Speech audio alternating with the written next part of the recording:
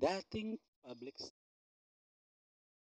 ngunit ngayon pedicab driver.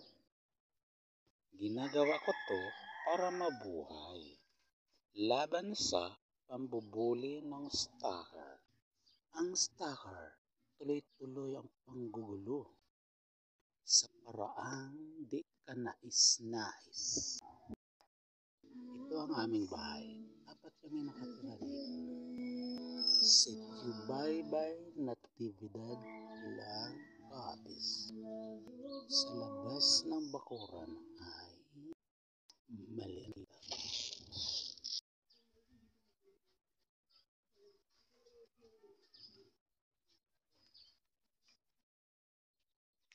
Dati-rati may kalsada dito. Dinadaanan ng mga sasakyan. Ngunit ngayon ay sira na kalsada. Makitid na. Masikip dumaan kahit pedicab. May nakatambak basura. Ginawa ng ngayon, hindi na rin nag-function ang drainage system. Lalong nasira ang daanan.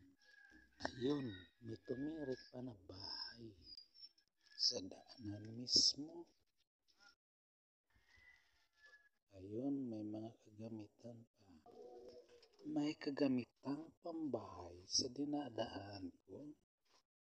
May sampayan. Lahat ng hirap sa daan. Ayun, may tiyanggi na.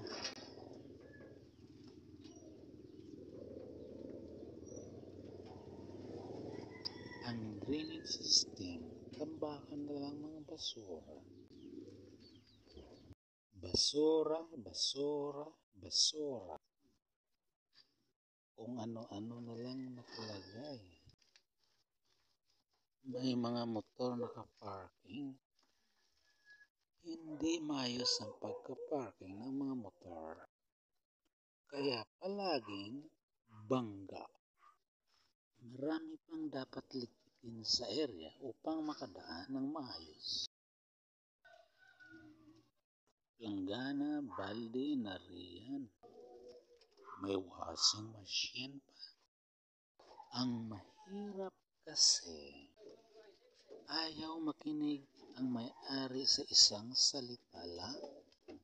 Kumakain pa dito Umuwi lang sa suntukan ng aking salita.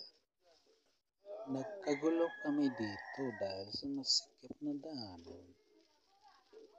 Ayaw talaga makinig yan Wala naman akong kakampi. Lason ng stalker ang utak ng mga tao dito. PNP Pilar. Anong silbi? Ano naman ang disposisyon ng barangay official? Walang ginawa. Marahil may kinatatakutan yata. Takot matalo sa eleksyon. Ngunit ang stalker, sige lang pambubuli.